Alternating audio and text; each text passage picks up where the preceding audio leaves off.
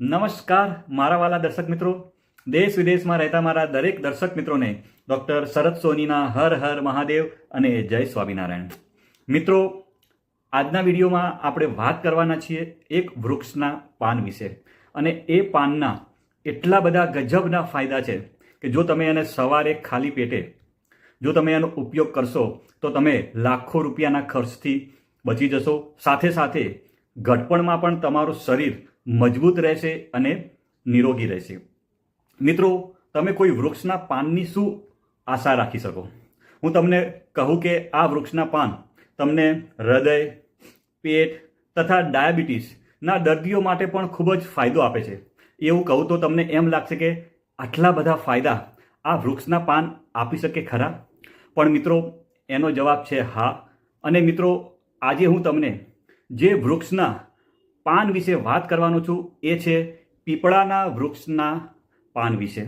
અને એ પાનથી આપણને મળતા ફાયદા વિશે, આપણને મળતા અમેઝિંગ હેલ્થ બેનિફિટ વિશે, અને આ પાનનો ઉપયોગ કેવી રીતે કરવો જોઈએ, અને આ પાનનો ઉપયોગ કરતી વખતે કઈ કઈ સાવધાનીઓ રાખવી પડશે, એ બધી વાતો હું તમને આજના વિડીયોમાં કરવાનો છું.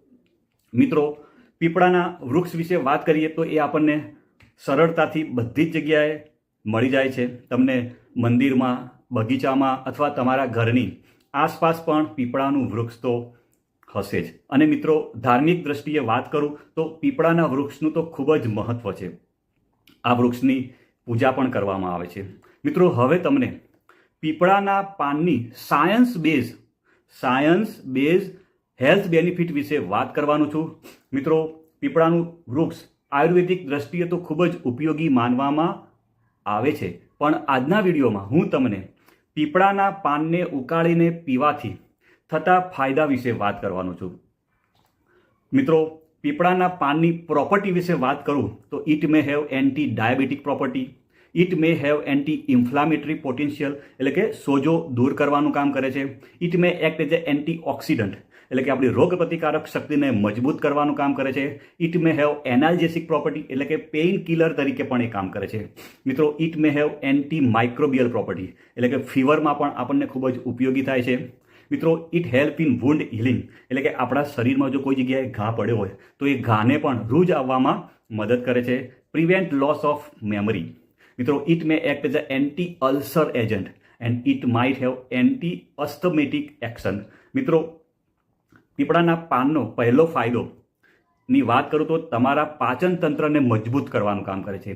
પીપળાના પાનને ઉકાળીને એને પીવાથી ડાયજેસ્ટિવ સિસ્ટમ ઇમ્પ્રૂવ થાય છે.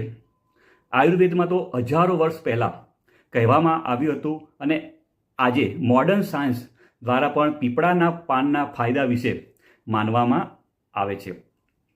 રિસર્ચમાં પણ એવું જાણવા મળ્યું છે કે પીપળાના પાનની અંદર એન્ઝાઇમ વોલેટાઇલ કમ્પાઉન્ડ હોય છે જે કબજિયાતને દૂર કરવાનું કામ કરે છે, ગેસ્ટ્રિક અલ્સરમાં ફાયદો આપે છે, અને અપચો જેવી પણ સમસ્યામાં ખૂબ જ ફાયદો આપવાનું કામ કરે છે.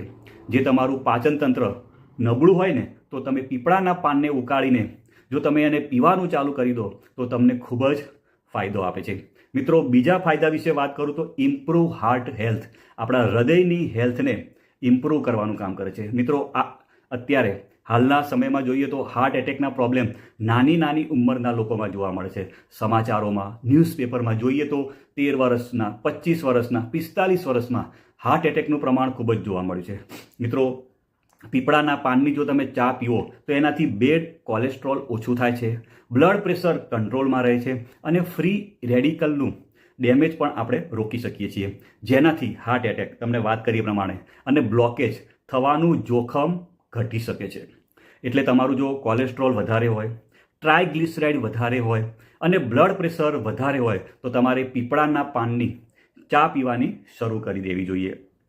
મિત્રો, પીપળાના પાનના ડાયાબિટીસના પેશન્ટ માટે પણ ખૂબ જ ફાયદાકારક છે. મિત્રો, સાયન્સે સાબિત કરી દીધું છે કે પીપળાના પાનમાં હાઇપોગ્લાયસેમિક ગુણ હોય છે, જેનાથી ડાયાબિટીસ કંટ્રોલમાં રહે છે. જો તમે ડાયાબિટીસના પેશન્ટ છો અને જો તમે કોઈ નેચરલ વસ્તુને શોધી રહ્યા છો તો પીપળાના પાનની ચા તમારા માટે બેસ્ટ વસ્તુ છે, જે તમારા ડાયાબિટીસને કંટ્રોલમાં રાખવાનું કામ કરશે. મિત્રો, પીપળાના પાન અસ્થમાના દર્દીઓમાં પણ ખૂબ જ ફાયદો આપે છે. સાથે સાથે કફ, જે લોકોને કફની સમસ્યા હોય એ લોકોને પણ ખૂબ જ ફાયદો આપે છે. કારણ કે પીપળાના પાનમાં એક્સપેક્ટોરન્ટ પ્રોપર્ટી હોય છે, જે તમારા શરીરની અંદર રહેલા કફને, જે તમારા લંગ્સમાં જે કફ હોય છે એને બહાર નીકાળવામાં મદદ કરે છે. મિત્રો, પીપળાના પાન શરીરને ડિટોક્સ કરવામાં પણ ખૂબ જ મદદ કરે છે. આપણા શરીરમાં રહેલા હાર્મફુલ ટોક્સિનને આપણા શરીરમાંથી બહાર નીકળવાનું કામ પીપળાના પાન કરે છે. પીપળાના પાન ઉકાળીને પીવાથી શરીરમાં રહેલા હાર્મફુલ ટોક્સિન ફ્લશ આઉટ થાય છે. મિત્રો, પીપળાના પાન મેમરી પાવરને વધારવાનું કામ કરે છે અને કિડનીની હેલ્થ પણ સારી રાખવાનું કામ કરે છે અને આપણી કિડનીને હેલ્ધી રાખવાનું કામ કરે છે.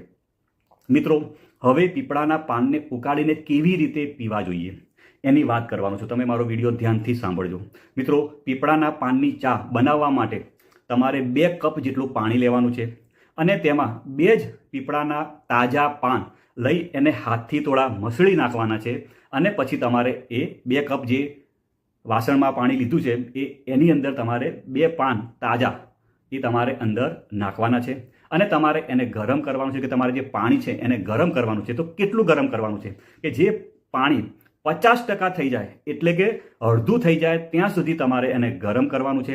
જ્યારે પાણી અડધું થઈ જાય ત્યારે પછી એને તમારે ગળણીથી ગાળી લેવાનું છે અને 1 કપમાં એ પાણીને ખાલી તમારે નીકાળી દેવાનું છે. તમારે એને ગાળી અને કપમાં તમારે 2 કપ તમે લીધું હોય પાણી, તો છેલ્લે 1 કપ પાણી રહેશે.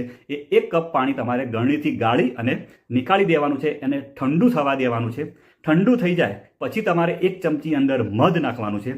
અને જે લોકોને ડાયાબિટીસ છે એ લોકોએ મધ નાખવાનું નથી. અને પછી તમારે એને સવારે ખાલી પેટે ધીમે ધીમે એને પીવાનું છે. દિવસમાં 1 જ વખત તમે આને પી શકો છો.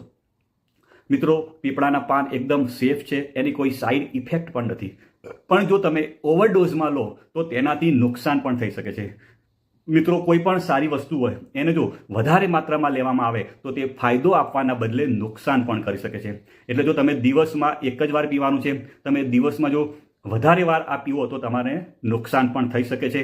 અને તમે વધુ પડતા જો પાનનો ઉપયોગ કરો તો પણ તમને નુકસાન કરી શકે છે. એટલે મિત્રો, તમે તાજા 2 પાનથી વધારે પાન તમારે ઉપયોગ કરવાના નથી. તમારે જે પાણીમાં ગરમ કરવા માટે તમે ઉકાળવા માટે નાખો છો એમાં ફક્ત તમારે 2 જ પાન નાખવાના છે.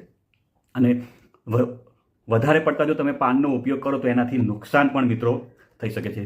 મિત્રો, જે પ્રેગ્નન્ટ લેડી હોય, મહિલાઓ હોય, અથવા જે મહિલાઓ બાળકોને ફીડિંગ કરાવતી હોય તો એમને પણ આ પાનનો ઉપયોગ કરવાનો નથી.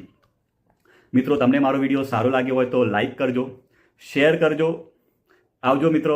Bye bye. Bye bye.